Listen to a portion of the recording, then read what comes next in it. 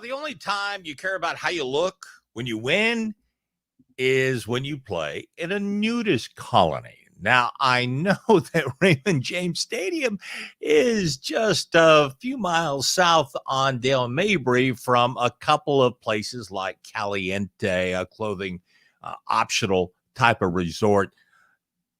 Not that I know that. I just hear that from Peter. Peter Blake has told me that's where that place is. But believe me, the NFL is not going to be displaying the game balls from this game and this victory over the Carolina Panthers. They will not be putting it into the Pro Football Hall of Fame, but the Buccaneers will take it. Believe me, 31-17 over a meh Carolina team. The Buccaneers will take a 1-1 record to Denver, and they are looking for a Rocky Mountain high. Hello again, everybody. I'm Al Keck, and welcome to the Al Keck Show, brought to you by the Deck Bar and Grill, Isla del Sol. Awesome food, awesome drink. You have music from Thursday on. And oh, by the way, even during the week, you have some incredible food specials like spaghetti and meatballs on a Monday night for less than $6. But more than anything else, this has become the place in order to watch the Buccaneers, to watch the Lightning now in the Stanley Cup playoffs. And don't forget the Rays. If they win tonight, they will win the American East. So go to the Deck Bar and Grill. For you sports fans looking to enjoy, we're finally getting caught up on some of this sports stuff, and we're starting to see some playoff action here. The Deck Bar and Grill. So happy that they are the sponsor of the Al Keck Show right here on Bucs Report and Facebook Live. All right, big improvement from week 1 to week 2 for the Tampa Bay Buccaneers. Brady is still getting all the attention, even after, a couple of days from the game. The numbers, Brady was not overly impressive, but 23 of 35, 217 yards, 1 touchdown, 1 interception. The main thing was that he got Mike Evans involved early, and that's been crucial for that Buccaneer offense. Also made the right audibles at the right time, getting into the right plays, the right runs. And the Buccaneers play just enough defense. The Buccaneers used their running game to really get things going. And the Bucs are now tied with the Saints for the top spot in the NFC South at 1-1, even though the Saints technically own the tiebreaker. They take a 1-0 record to Vegas, and that stays in Vegas because they leave at 1-1. Drew Brees taking some heat today. Drew Brees hit 26 of 38, 312 yards, 1 touchdown, 1 pick. The Saints are missing Michael Thomas, and believe me, they missed him in a big way yesterday. But it's obvious it's going to be one long season. And the winner of that NFC South, not necessarily winners, they will be survivors, shall we say. All right, let's play a little What the Fat. Okay, now there are two kinds of What the Fat. What the Fat is the bad stuff, and What the Fat can be the good stuff. Let's start off with the good stuff. What the Fat? The Buccaneers showed that they can play and they can win without having to play their A game. I mean, you can't judge the Buccaneers off this victory. They got outgained by almost 100 yards. Carolina had time of possession. They had the ball almost 10 minutes more. No sacks on Brady, so Donovan Smith started to live up to his $14.5 million salary. And the Buccaneers get 122 yards, 103 from Leonard Fournette, including a 46-yarder late for a touchdown. What the fat? All right, now, what the fat? What's with Ronald Jones? I mean, he does score that early touchdown, but the fumble in the second half really messed everything up. A messed up handoff. It looked like Brady was a little high, but it also didn't look like Jones had his hands in the most open of ways. And the ball hit his top hand and then went down. But he has to control that. And Tom Brady and Bruce Arians, believe me, I'm getting the impression here that they're starting to lose patience. And with Leonard Fournette right there ready to take over, time may be not on the side of Ronald Jones if he doesn't start eliminating some of these stupid mistakes. Now, upwards of 7 drops by Buccaneer receivers, 120 yards in yardage on that. And according to Bruce Arians, 3 touchdowns. What the fat?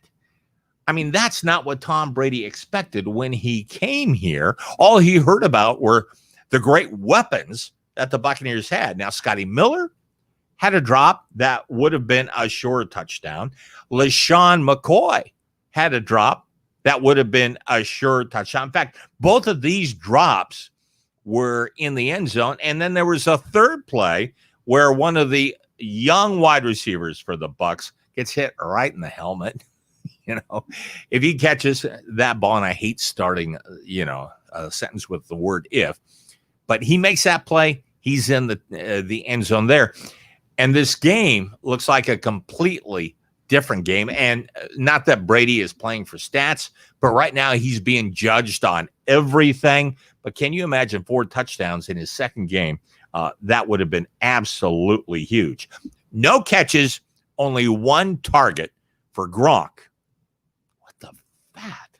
I mean, there are a lot of people getting upset about this, and Bruce Arians has said some things that are kind of fueling the fire.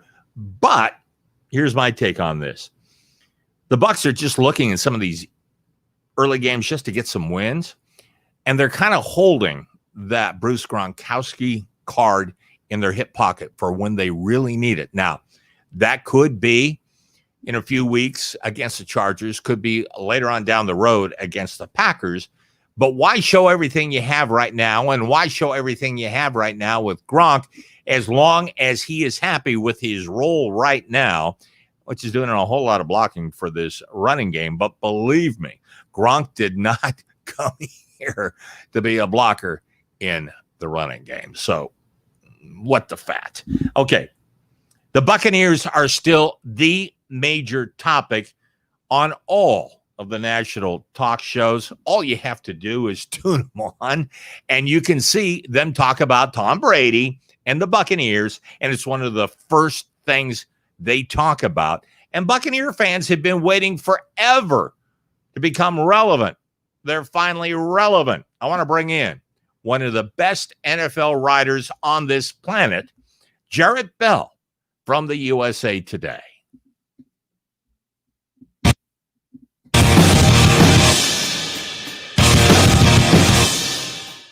Jarrett, Tom Brady has been a lightning rod for years in the National Football League. Your thoughts on his first 2 games as a Buccaneer?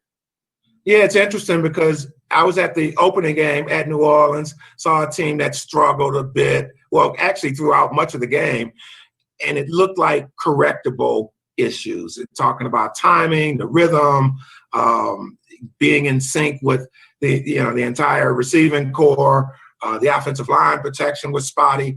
Things that you'd think that they'd be able to fix, or they would know exactly how to address some of these things. And then you see what happened in week 2, and you hear the reports during the week about how locked in Tom Brady was during the week of practice, and you go, okay, that's the Tom Brady that we know. That's the reason why the Patriots rarely lost 2 games in a row. And so one of the things that the Bucs are definitely getting from Tom Brady is that team leader who knows, specifically what needs to be done and how to ramp it up from week to week. And I think the Bucs are going to benefit from that greatly. I heard a national radio show today saying that Tom Brady has too many weapons. He doesn't know how to deal with this. He's got to learn how to play with all these weapons. Are you surprised that literally every down, every series is so microscoped, considering that is Tom Brady? Yeah. I'm not surprised that the level of scrutiny is going to be there, and it's always going to be there. When you come with 6 Super Bowl rings, that kind of comes with the territory. But I know it just rolls off of Tom Brady's back, obviously. And, you hear it so often from these elite athletes who will tell you that no one can put as much pressure on them as they put on themselves. And so just even when you saw Bruce Arians talk about it frankly after the game in New Orleans and say, hey, that interception was on the quarterback and that was a bad decision. And Brady's like, okay, well, he's the coach. So he, has this, keen ability to keep things in perspective, including how he's going to use his weapons. Okay, that just sounds ridiculous to say that you've got too many weapons, because we know how it goes in the NFL. Al, you may have all your weapons one week, and the next week you may barely have enough weapons. And so the key for any team really is that you want to have balance, you want to have different options, because the last thing you want to be is an offense that can be predictable, that can be shut down by a defense that's, using all of its resources to take out your top receiver or whatever. So the more weapons, the merrier. And the thing that's exciting has to be for the Bucs is that this thing is just getting started. So the team you see now, a couple weeks into September, is going to be a lot different, provided everybody stays healthy. But by the time you get to October, November, December, there'll be a machine that's got a lot of different ways they can hurt you, again, if everybody could stay in place. The criticism this week from the national media is saying that Rob Gronkowski hasn't been brought into this offense. Now, I'm getting the impression that Brady kind of wants to keep that in his hip pocket and pull that out sometime down the road when he really, really needs it.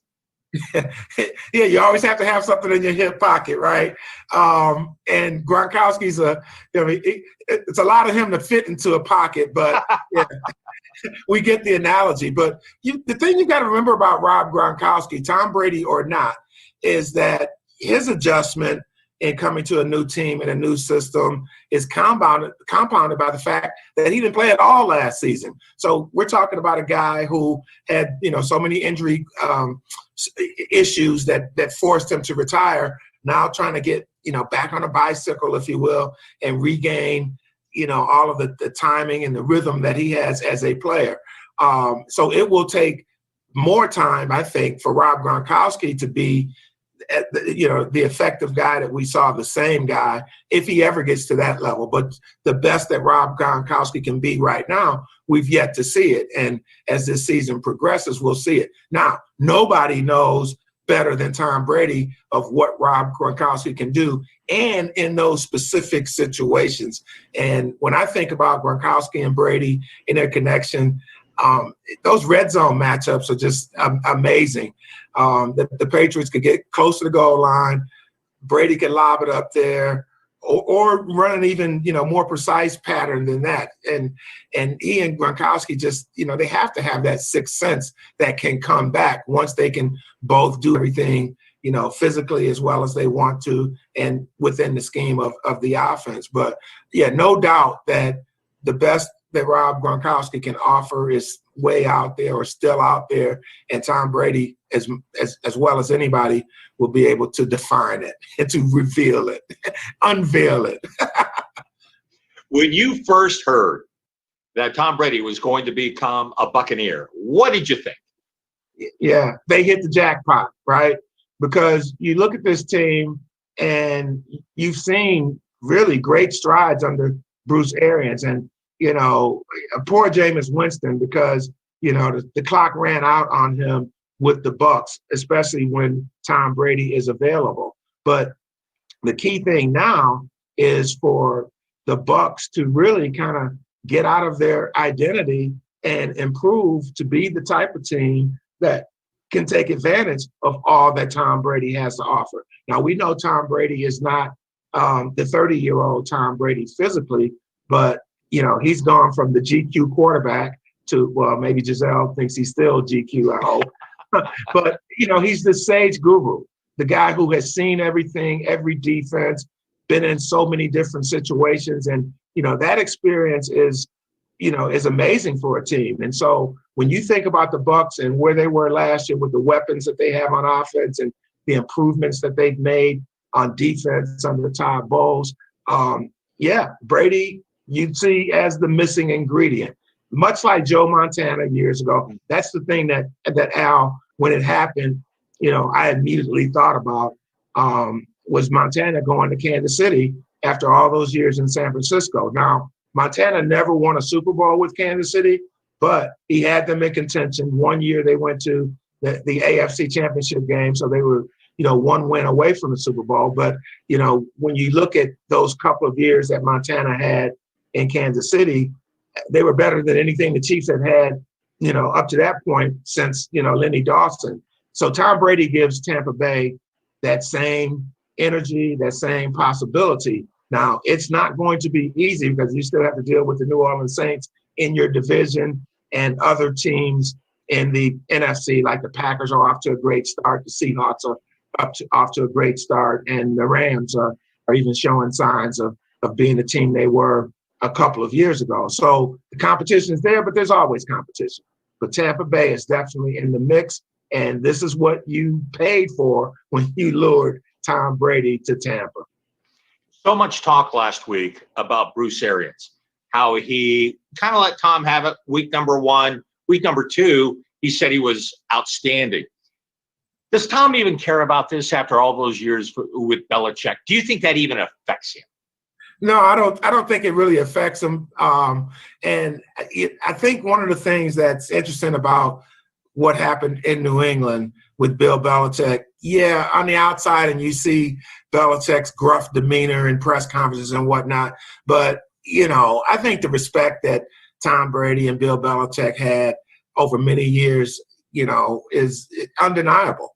And they spent a lot of time together in skull sessions. That's one of the things that Belichick does is he'll have his quarterback in. And I would imagine a lot of coaches do it, if not all coaches do it with it. But I know in talking to Belichick and Patriots people over the years that was a big thing for Brady and Belichick, just the two of them, to get into a room on like a Tuesday and spend hours just really, going through everything. And so now Cam Newton will be the beneficiary of that in New England. I think that's going to help his game.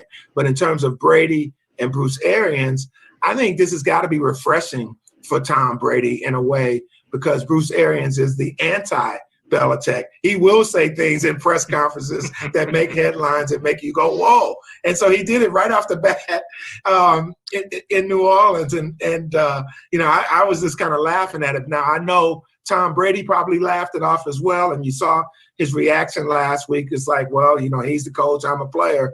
And that's one thing you like about Tom Brady, is that he always seems to say the right thing, or really trying to react to things publicly, almost too polished. People have criticized him for that too, but so be it. But I think his connection with Bruce Arians will be one that will be built on football. And if you talk to all of the quarterbacks who have worked with Bruce Arians over the years, and I've talked to several of them, and you think about Arians' career and how he had Kurt Warner, and he had Ben Roethlisberger, and had Peyton Manning for a while. So Bruce Arians has a way of really connecting with quarterbacks, and I don't think it's going to be any different in the long run with Tom Brady.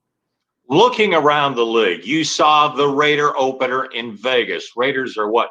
2-0. Arizona, 2-0. Some of these teams, there have been some uneven results, uneven things going on around the league. Is this because there were no OTAs and no preseason, or has the league just kind of evened up all the way around? Yeah, it's interesting because, Al, every year in the NFL, think about it. You go into a season and you say, okay, these are 4 or 5 teams that we know are really going to be good just because they are, right? And this year you can say that about Kansas City, Baltimore, and, a couple, 3, 4 others, right?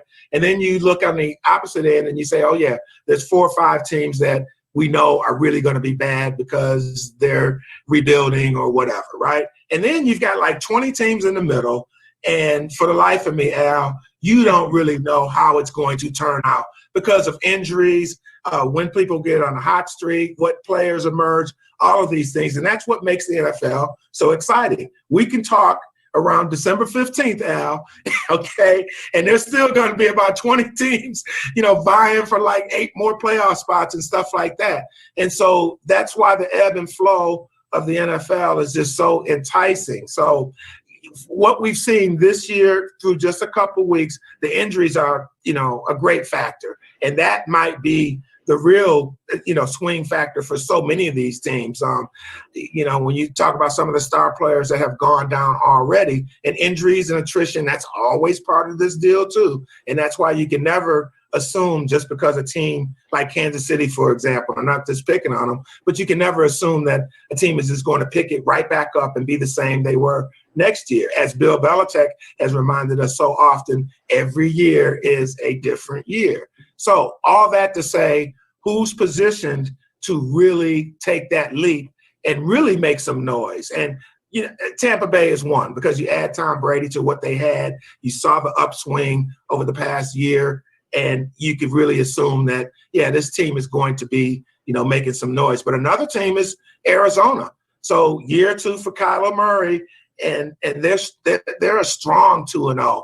I really want to see if their defense can rise up another level under Vance Joseph. So far, so good.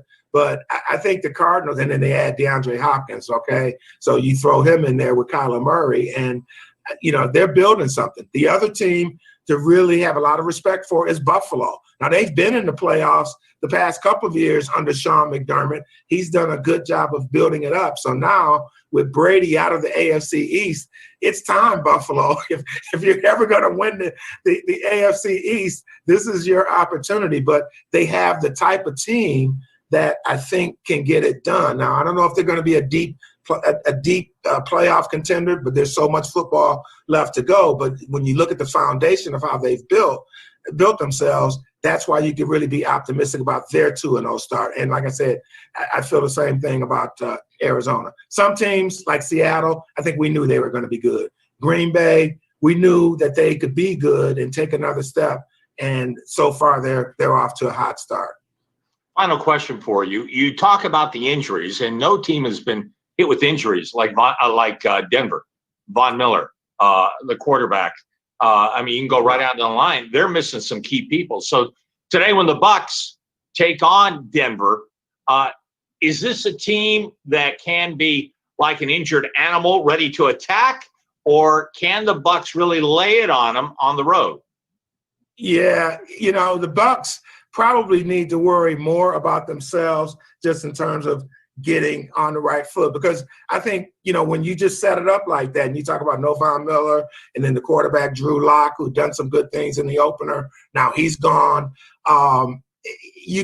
Sometimes you might think that you can overlook this team, and I'm sure that happens more with the fans than with the coaches or players. But no, I think players sometimes might fall into that as well, where they overlook an opponent. So it's a classic trap game, if you will. And that's why I say the Bucs really need to look at week 1, week 2 of what they did, the improvement they had, and then just, build on the momentum from week 2 against whoever's in front of them, which happens to be Denver. So no excuse for them if they don't go in and take care of business and win the game. Now, Denver has not always been a great place for Tom Brady, but part of that was because of Von Miller, and now he's not there. But he's with a different team now. So, and the Broncos are much different than they were when they really gave that Tom Brady his biggest troubles. Jarrett Bell, as usual, thank you so much for joining me. And enjoy this season, and hopefully you get a chance to come see some Buccaneer football down here.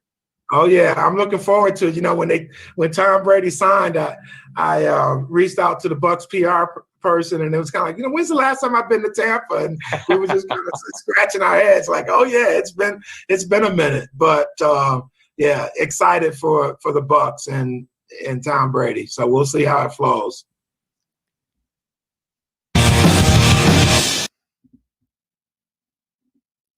Jarrett Bell from the USA Today. Believe me, he's one of the top writers in the entire country when it comes to covering the National Football League. Welcome back to the Keck Show, brought to you by the Deck Bar and Grill at Isla del Sol, the perfect place to watch the Buccaneers, the Lightning, or the Rays. Playoffs coming up here for the Rays, and they're trying to win the American League East tonight. They can with the victory against the Mets. All right, we are coming to you live from the palatial Peter Blake Studios right here at Caliente. Peter, that's comments so far? That's very funny. Oh, plenty of comments. There's going to be plenty of comments. Okay. Oh, yeah. Okay. All right. Caliente. Yeah, right. Let's see here. Let's go, Peter, Bucs. put your pants on. Good stuff. Let's go, Bucs, says Yash. Ethan says, feels good to have in-house safety finally. Ryan Allen says, yak, yak, yak. I think he's talking about yards after catch. Christopher says, do you all think Gronk will hit his stride in a few more weeks? What do you think, Al? I think, again, like I mentioned before, I think the Bucs are keeping that in their hip pocket. I can see against the Chargers. I can see against the Packers coming up a little bit later in the season when, this offense is just really starting to hit gear. That's when they will add Gronk into the equation here. They don't need that right now. They don't need that stuff on film right now. If you can win without doing it, put it in your hip pocket, use it for later in the year. I kind of wonder if they're going to use him more against the Denver Broncos. Could be. Week. I mean, right. you just don't. And now here's the thing with the Denver Broncos. Mm-hmm. Okay. Number one, you're missing your starting quarterback. Number two, you're missing probably one of the top 3 defensive players in all of football in Von Miller. So you would think you're not going to have that tough a time with Denver, but you're playing at Denver. You're playing in altitude. And so the Buccaneers over the years have never had success in this kind of matchup, even with the team that ended up going to the Super Bowl, winning the Super Bowl, and the year after. So this is kind of a scary matchup to me.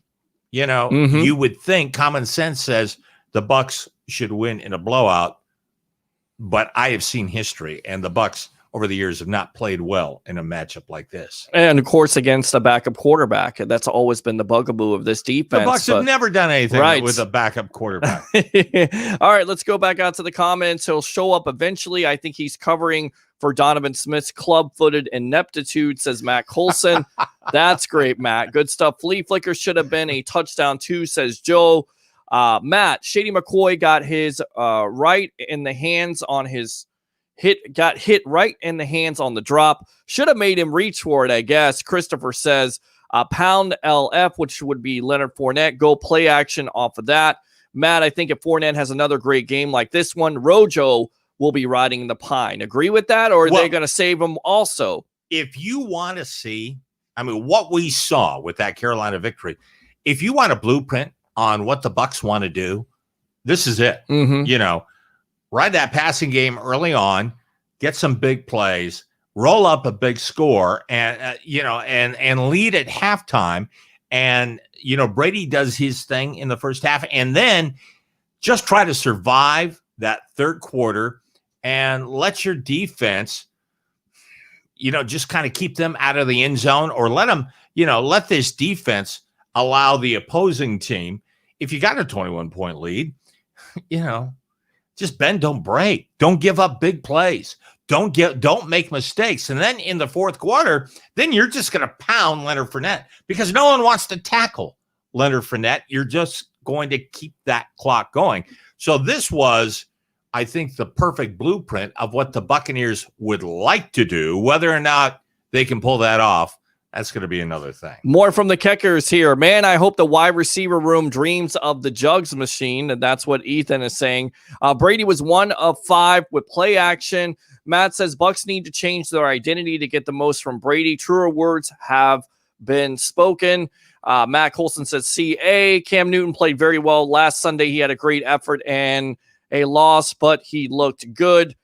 Go Al, says Richard. I believe Brady will have the biggest part in the Bucs culture change than anyone else if he hasn't already. That's Ben Cornett, always trolling out of Las Vegas. Must be happy with the Raiders last night. Matt says the Glazers have allowed Light to load the roster with winning veteran players. Brady and Gronk were just the final push for the Lombardi.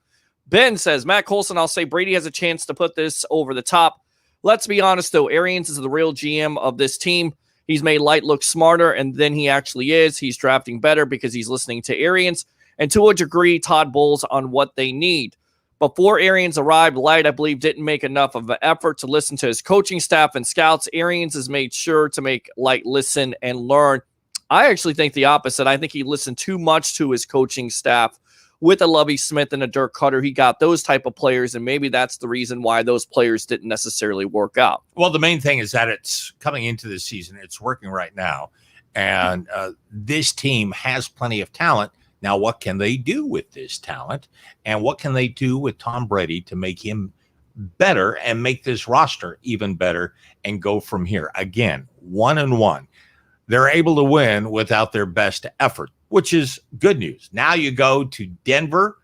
You're playing on a team playing against a team depleted by injuries.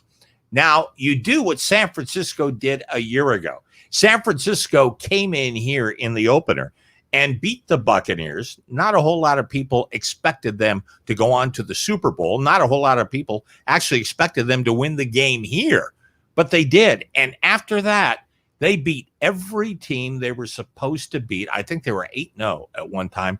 That set the table for a Super Bowl. So that is a blueprint. If the Buccaneers simply beat the teams that they are supposed to beat, they'll be in the playoffs. And then once you get to the playoffs, anything can happen. Playoffs, and Matt Colson says, you may be on to something, says Ben Cornett. Johnny Dean, Ben Cornett, the problem was Light paid attention to the previous coaching staff. That's how a war room works. Now he has a competent staff to work with. So back to the Tampa Bay sports broadcasting legend. 40 years of sports broadcasting experience, WTSP Channel 10, WFTS Channel 28. Back to you, Mr. Al Keck. All right, let's get more from the National Football League. Kyle Keck joins us from Chicago. This segment is powered by 320 Solar. Kyle, Denver's going through some real problems with their roster. From what I understand, they had to make some moves today. That's exactly right. And you prefaced it earlier. Tons of injuries on the team. They lost Cortland Sutton after last weekend. He tore his ACL, so you lose your top wideout again. Von Miller's gone. AJ Boye, their top cornerback, is gone.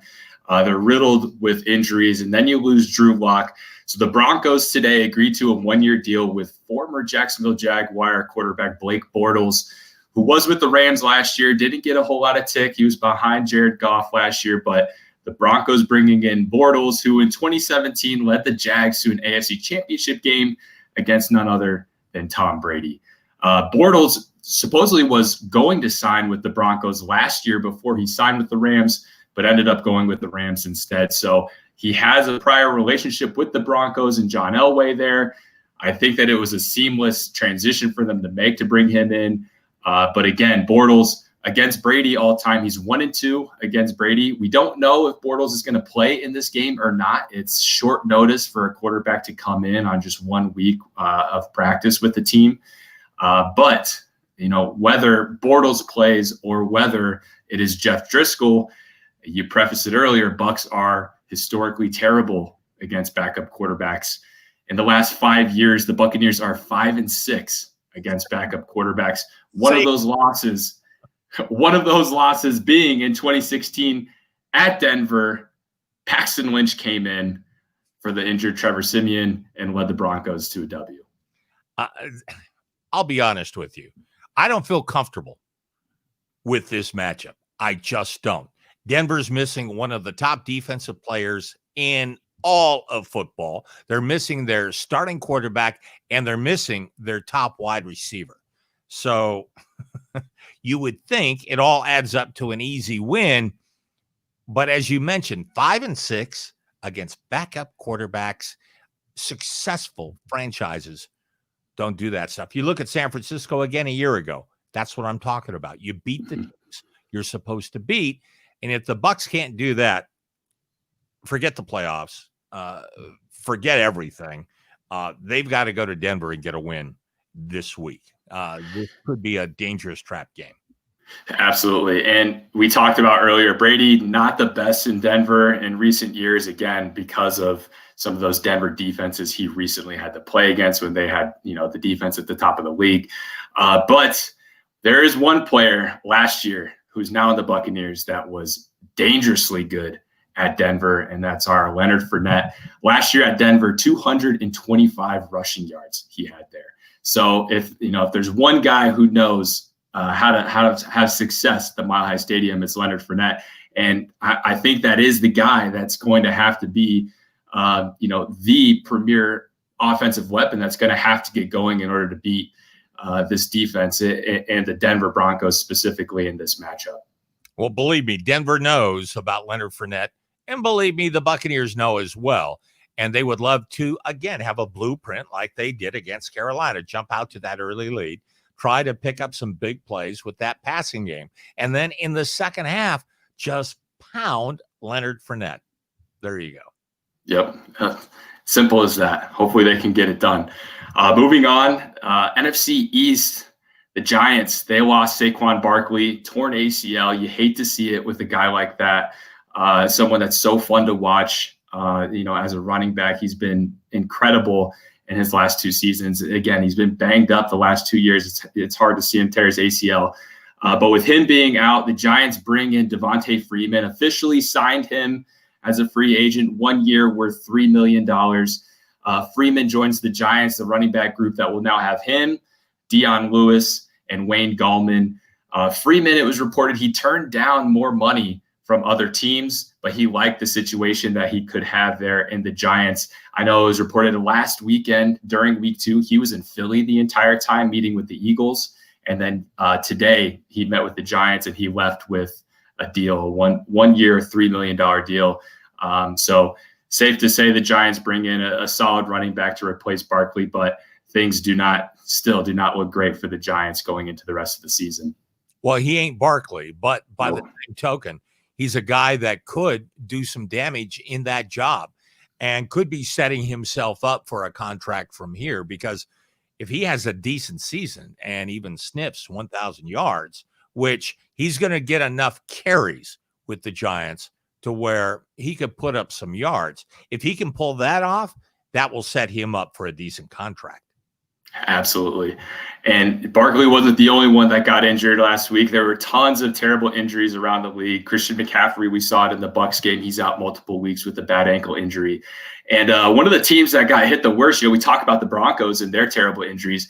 Well, the 49ers, they are the football version of 2020. They start the week going into week 3. They have 5 wide receivers on IR. Richard Sherman goes on the IR. Their starting center is on the PUP. Jimmy Garoppolo has a high ankle sprain. He's in jeopardy of missing this week. George Kittle has a sprained knee. Nick Bosa and Solomon Thomas, their 2 best defensive linemen, their 2 top draft picks in the last couple of years, they both tear their ACLs. Dee Ford is hurt. Both their top running backs are hurt. They're both in jeopardy of missing this week. And their MRI machine breaks at the facility. And to put the cherry on top of it, on Sunday, when they're flying back from New York into San Francisco, their plane gets hit on the runway. So things are not so golden for the 49ers. And here's the thing. They have to now go back and they've got to play, and they hate the turf at Giants Stadium and made complaints to the National Football League about that turf, because now they have to go back and play the Giants again on that same turf. And so with all these injuries, again, it's a different year for San Francisco. Last year, they came here on opening day, stole a win for the Bucs, and just beat the teams they were supposed to beat, and they ride that to a Super Bowl. Right now, they're seeing how the other half lives. And that scheduling makes no sense to me. Why they would schedule, the Niners to play the Jets in New York, then to go back home, for the very next week to go back to New York to play the Giants on the same exact turf, makes no sense to me. They're in deep water going into this next week and beyond with all the injuries that they have. Next up we see, not with players aside, now the coaches are under fire. Plenty of coaches today got hit with fines for not wearing their masks properly during the game or for the duration of the entire game. Some of these coaches include Pete Carroll of the Seattle Seahawks, Vic Fangio of the Broncos, Kyle Shanahan, again, 49er issues, Sean Payton with the New Orleans Saints, and John Gruden with the Las Vegas Raiders. Both Peyton and Gruden got hit with the fines after the other four coaches with the Monday night game. Not only were they all fined $100,000 each, but each one of their teams fined an additional $250,000. So $350,000 worth of fines for not wearing your mask properly. And if I'm being honest, I don't know how I feel about this. If I think it's a little ridiculous. If everyone on the field and involved in the game, from officials to coaches to players to trainers to ball boys, everything, if everybody has to be tested negative in order to even get on the field, are the masks just for optics? What do you think? Believe me, I can guarantee you that the National Football League, especially in these days of social media and everything going on, I'm sure the National Football League was deluged with talk about, hey, we're not allowed to go to the games, and everyone's talking about the mask, and they're talking about this. Your coaches right here, the biggest representatives that you have, they're not even wearing their masks. So I can guarantee you the league was hit with that. And now let's also remember this when it comes to fines in the National Football League. And don't get me wrong, $100,000 is $100,000. But take John Gruden, who's making $10 million this year. $100,000 is simply a tax write-off for you. And that's what these fines are, because you get to name the charity that your fine goes to. That becomes a write-off for you as far as taxes are concerned. So it's not the worst thing in the world. Right. Yeah. And especially for, the contract that Gruden has, the $100 million over 10 years. I think he's in $100,000 for not wearing a mask is that's a cheap dinner for him. One thing that will be interesting that I'm kind of looking forward to maybe see is Pete Carroll. I'd love to see him in an interview, at a press conference, do it with his mask on and do the whole thing that his former player Marshawn Lynch did and just say, I'm only wearing it so I don't get fined. And he may. Hey, how about the Cowboys and that Cowboy win? I know I'm going off the reservation here a little bit, but that Cowboy win, scoring all those points in those final seconds, you would think that the special teams coach, who didn't tell his players that are receiving the kick that just jump on the football. What are you doing waiting around for this football to decide what it's going to do? It was one of the most poorly coached situations I've seen in years. I mean, gosh, that makes the Mike Edwards and Jaden Mickens situation in New Orleans look so much better. But yeah, I mean, they're just sitting there watching the ball. Even if you fall on it early, that'd still be a penalty on Dallas for not kicking it to 10 yards, right? So, that is just, it's asinine. And to think of the lead that Atlanta blew, the Bucs, I saw a stat, the Bucs historically have one of the most losses where they've blown a lead of 14 points or more.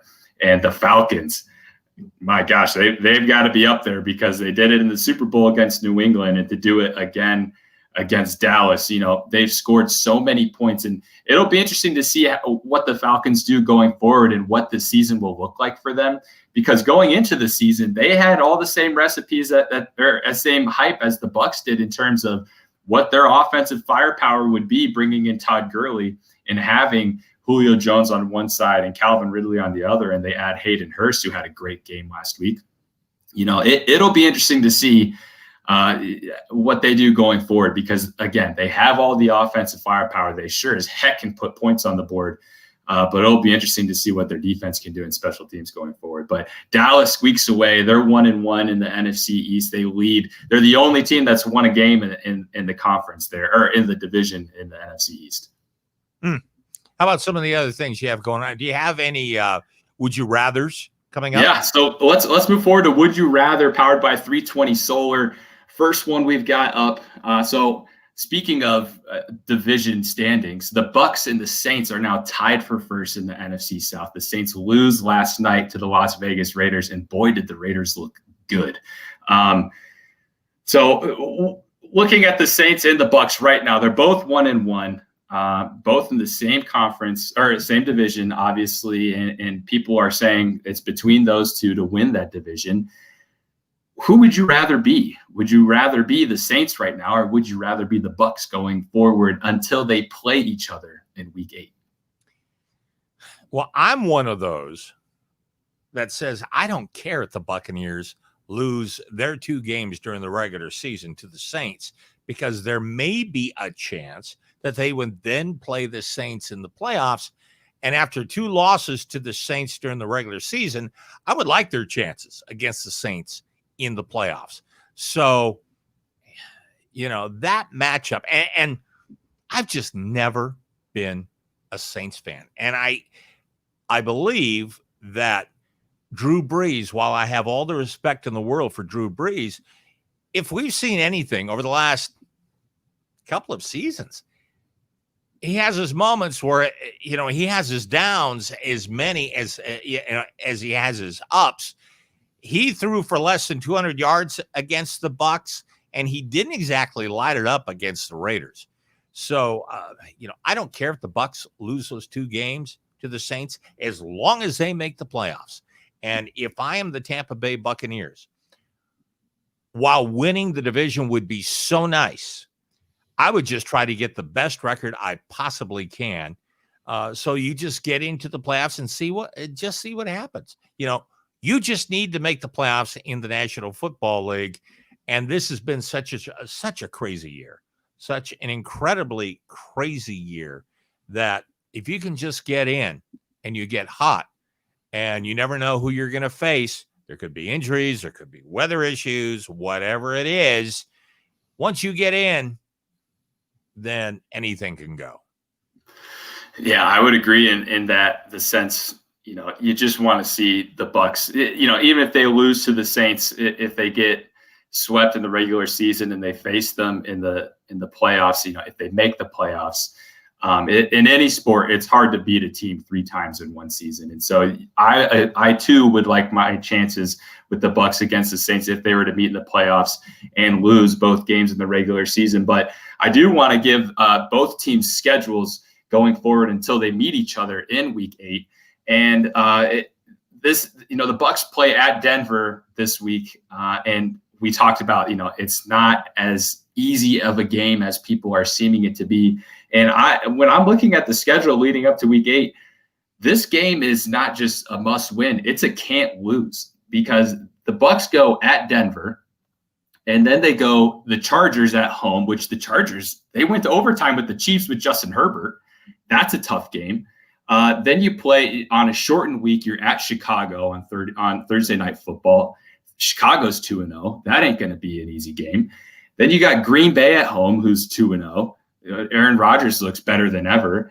And then you're at Las Vegas, and the Vegas looks really good. And then you got New Orleans after that. So this Denver game is a can't lose, and this Chargers game is a can't lose. You got to get both of those going into those other 3 games before New Orleans. Whereas the Saints, they got Green Bay at home. That's a tough one. Then they're at Detroit. Then they got the Chargers. Then they get a bye. Then they got Carolina, and then they got the Bucs. So the Saints, although Drew Brees doesn't look great right now, they've got plenty of not easy games, but more favorable matchups for them to get it figured out. But talking about Drew Brees and the struggles that he's had, there's been a lot of chatter from what I've seen of Saints fans on social media of, they're worried about Brees and the way that he's been able to throw with his accuracy, even at just 25 yards out. Could we see Jameis sneak into that starting role by Week 8 for the Tampa Bay matchup if, in fact, the Saints do have more struggles in between now and then? If that's the case, would you rather, as a Bucs fan, would you rather face Drew Brees in Week 8, or would you rather face Jameis at home? Well, obviously, they would love to face Jameis at home, because if it gets to that point, Drew Brees is still Drew Brees, and this may be his final year. But I think they'd rather face Jameis. I would agree. How fun would that be to watch? Jameis coming into Tampa, and if that were to be his first start, say, weeks 1 through 7, things are shaky for the Saints and they decide to just throw Jameis for the heck of it. Sean Payton would love to troll the Buccaneers to put in Jameis and beat them with Jameis. So that would be something that would be interesting to see. Let's stick to the quarterback talk here. If you were a GM, would you rather have Patrick Mahomes or Russell Wilson? Oh, man. Well, I'm going to say Patrick Mahomes because he's a little younger. And, I just think he fits that Andy Reid offense perfectly. Now, if someone had to twist my arm and say, okay, you've got to take Russell Wilson. Yeah, you're picking your poison here. I mean, you got 2 great options, but both have been incredibly good. And Russell Wilson this year, especially, this has been the Seattle. It's been hashtag let Russ cook. They've been wanting Seattle to throw the ball more. Russell Wilson, they've normally just pounded the rock with their running backs. They've had great running backs in the past couple of years. And then when things got dicey, they've let Russell bail them out in the fourth quarter. Well, now they're just letting it air out from beginning to end. And this stat, Russell Wilson, 9 touchdowns in the last 2 games versus 11 incompletions. So almost the same amount of touchdowns as incompletions this year so far. All right. Kyle Keck, incredible stuff as usual. Thank you so very much. And this segment, of course, has been powered by 320 Solar. We'll talk to you next week. And get ready for me coming up to Chicago on that week the Bucs play the Bears. Can't wait.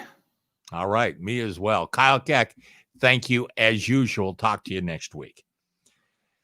If you have been with us for the last month and a half, I've told you about how much I'm feeling better and actually losing some of that COVID fatness. Well, my Mr. Miyagi on this and the lady with all the answers is Lynn Knowles.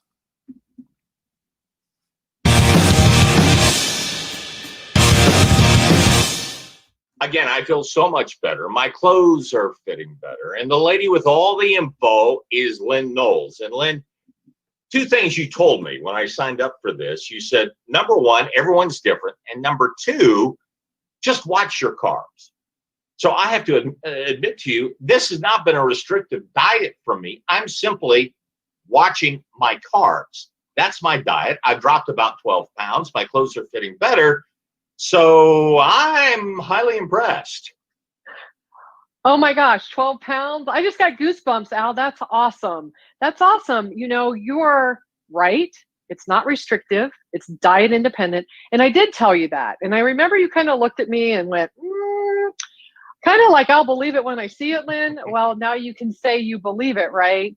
It's probably helping you not have cravings for carbs and sugars anymore. And that's really all it takes, is just being a little mindful of carbs and sugars, and it works. The big thing for me is that I have more energy. And more energy means at 3 o'clock in the afternoon when it's hot outside, I'm going out to get exercise as opposed to thinking, you know what, it might rain. So I'll just stay in here. So it's getting me up, getting me out. Yeah, absolutely. So that's because your brain is now converted to burning ketones for fuel, Al. And when you're doing that, so many things happen in your body, and you're just on this beginning of this, 90-day adventure, let's call it. You're like around day 30. And, one thing I know for sure is that my brain lit up. I have that energy, pure, clean energy, no jitters. And it's just because we're using ketones for fuel, which is our native fuel source. But, something I was thinking about, Labor Day is behind us now, right? And I do believe that one thing I'm so happy for, you've kind of got this 30-day jump start on moving towards the holidays and not gaining any weight over the holidays, because you're going to have it completely under control. And I know everybody else out there, think about that. Holidays are coming up. You've already got the COVID, maybe extra few pounds on. This is the right time. And it's 40% off, Al. I'm going to give everyone 40% off. Maybe they're not ready to buy, and that's okay. Maybe they're not ready to get started, but they can contact me and I'll just give them more information. What do you think about that? Sounds great. So if they just call you at 727-641-4284. Simply call in, get her information, and if you try it, you're going to get 40% off the first month, right? Yeah, absolutely.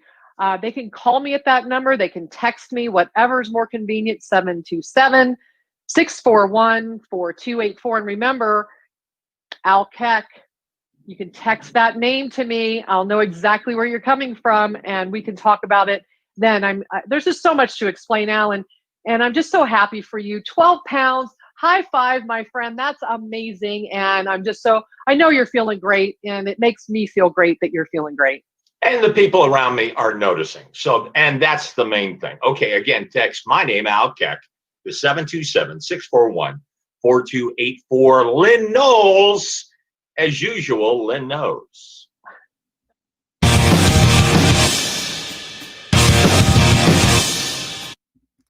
So give Lynn a call and get on this. Believe me, you will feel better and you will see a difference without having a very restrictive diet. You got to do this with me.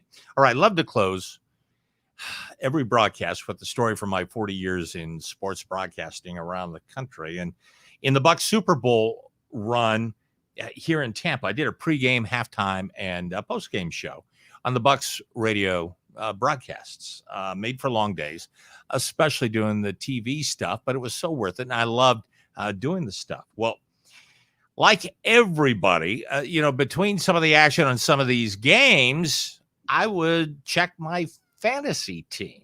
And well, apparently I left that fantasy team up on the computer in the studio. And like most studios, those computers are just right there for everybody. So everybody is using that computer. Well, back then, one of the cool things to do was to make your own kind of logo to go with your team. And that way everyone could kind of see how you're feeling about your fantasy team. I didn't have time to do that. But so I just kind of kept the same old logo on there until one Sunday, I'm getting all these texts, all these emails about how everybody loves my new logo. Well, I get a chance to check my team. I look at the logo and I find out that my logo was now a very physically gifted Miss October from Playboy. Now, I had no idea how that logo got there. And then years later, the culprit ends up confessing and telling me that he did it. That culprit was Mike Calta from 102.5 The Bone. Now, Mike, I'm going to say this. Now that I'm doing the radio show, I'm not allowed in your studio yet, but one of these days, I will get in your studio. And one of these days, I just want you to remember that payback is a bitch. All right.